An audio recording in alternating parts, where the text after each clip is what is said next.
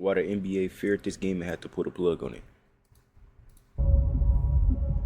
August 14th, 2003, Harlem, New York City. Thousands gather under the fading going summer on, light at Rucker Park. They aren't here for just another street ball game. They're here for a showdown that's been building for weeks. Summer of '03 was supposed to be the legendary Rucker Park matchup. Two hip-hop titans, two juggernaut teams, one game that never happened. The day we supposed to play the chip, some reason it's the blackout.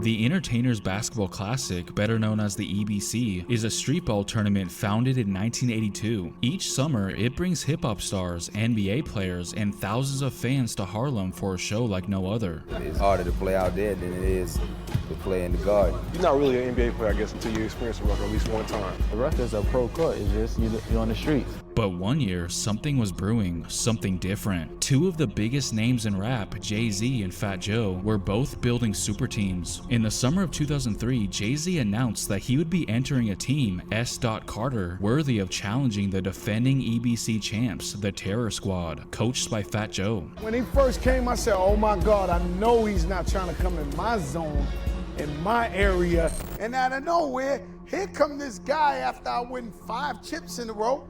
He wants a team. I'm like, God damn, man. My bad, Chad, we lost.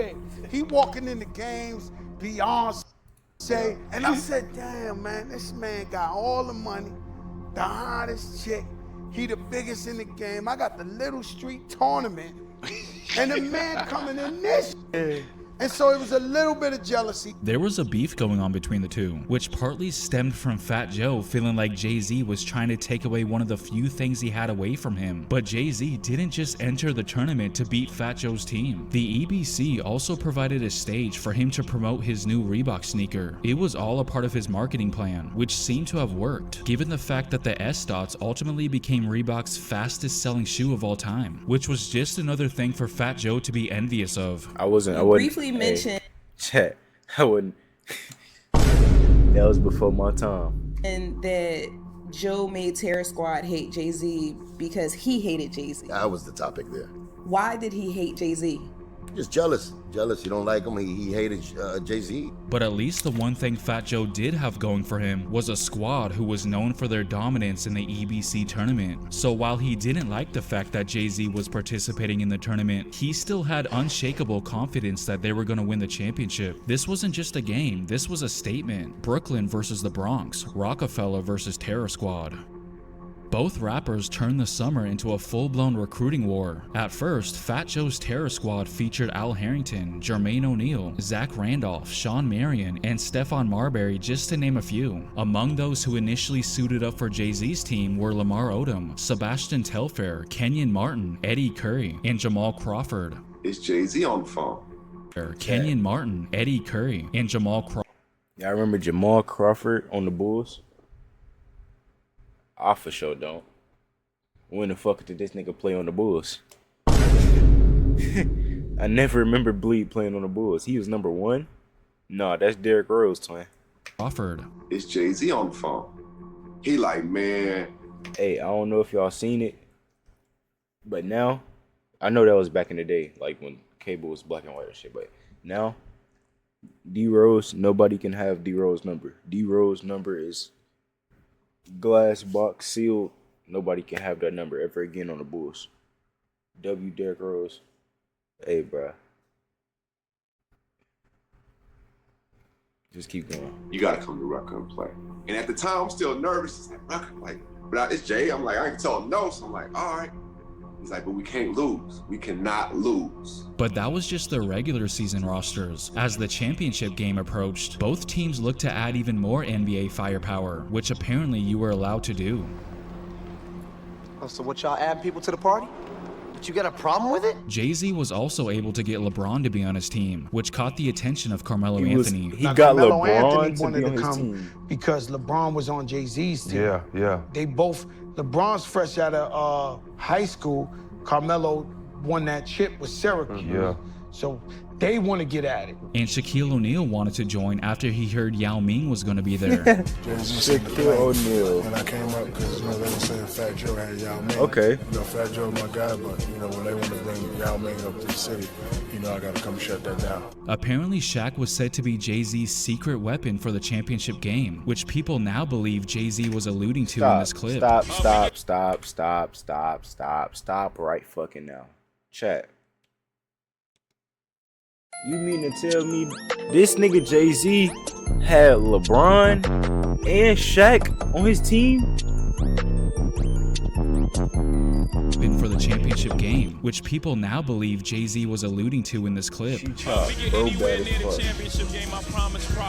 Even T-Mac was rumored to play in the championship game for Jay-Z, but Fat Joe apparently had something up his sleeve as well. Halftime, I had AI and Mike Bibby in the hotel that was coming over at halftime to walk in the game at halftime.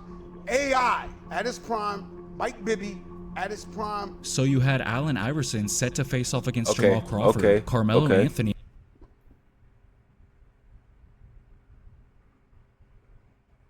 Okay. Melo versus Bron, Lamar Odom, Jermaine O'Neal. Okay, Shaq, Yao Ming. Okay, Stephon Marbury. Okay. About to go head-to-head against LeBron, Shaq was ready to square off against Yao, and Stephon Marbury's anticipated matchup against his cousin Sebastian Telfair became one of the most talked about storylines of that summer. It was going to be the greatest street ball game of all time. The day finally came, thousands showed up, lines wrapped around the block. Then, just as the game was about to begin, blackout. New York City has blacked out. Power failure in southern Canada or northern New York that has caused a failure in the power grid.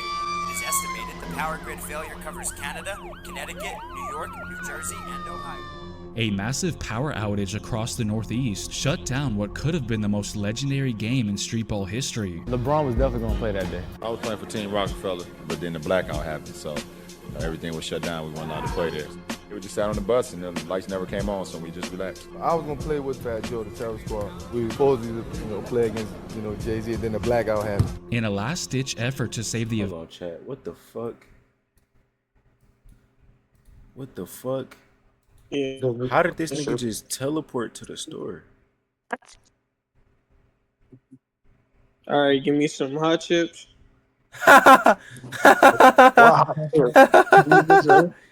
Bro, store running? Hot Cheeto puffs. Hot Cheeto puffs.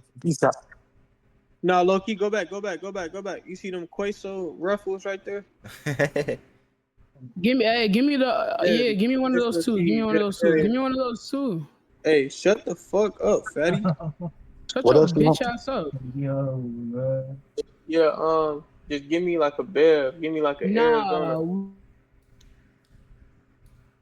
Hell no, chat.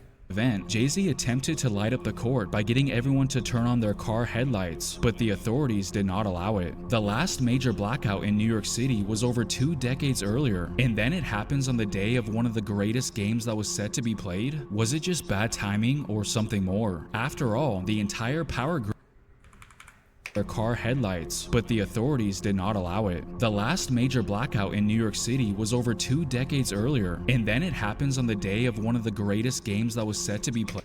Chat, y'all think it's some Rock Nation shit? Like one of the first Rock Nation greatest master plans?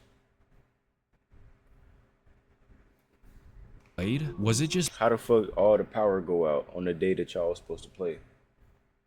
I don't know though, cause they team looked like they were supposed to win. This nigga got LeBron, Shaq. It don't even matter who else the fuck he got. He got LeBron and Shaq, son. Unless they got Mike and Kobe on the other team, I don't think they losing.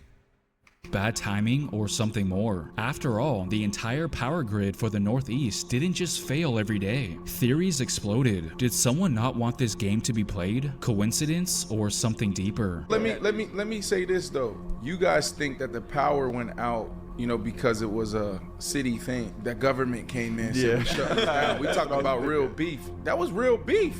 And now we're gonna put everybody in this one little space. Okay, that's a conspiracy. Like, yeah, it is. Right. It is for real. What did Canada have to do with it? They all a part of it. They couldn't let that happen. The game was rescheduled for the following Monday, but it never happened because Jay-Z and Beyonce had already left for vacation. Jay-Z was actually leaving out of town Friday, so he already had it all mapped out that win it or lose it, he was out the next day. Okay. The lights came back on the next morning, but it was really too late to have the game. Terror Squad showed up at the park and waited for several hours, but Jay-Z never came, so Fat Joe's team won by forfeit. I knew they wasn't coming. He even rapped about it in the song Lean Back. Now even Pee Wee Kirkland could imagine this. My team didn't have to play to win the championship. Come on. Fast forward 20 years later to 2023, Fat Joe is now the one with his own shoe, the Terror Squad Nike Air Force Ones, stamped with a TS logo on the heel, inspired by the famous Blackout game. To this day, fans still argue about who would have won, and Fat Joe believes he knows the answer. Nice, bro.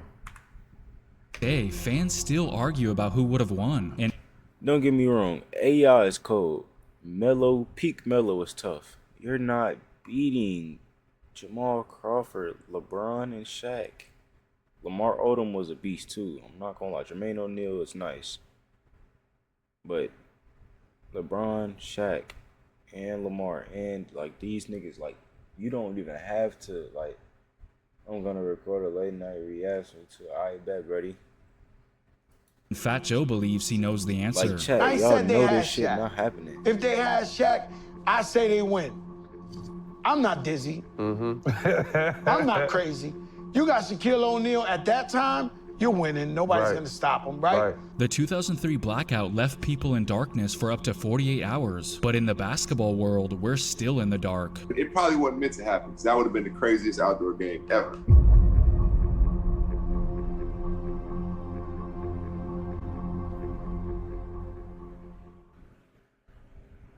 That was a good video, chat. That's good videos right there. That's good videos.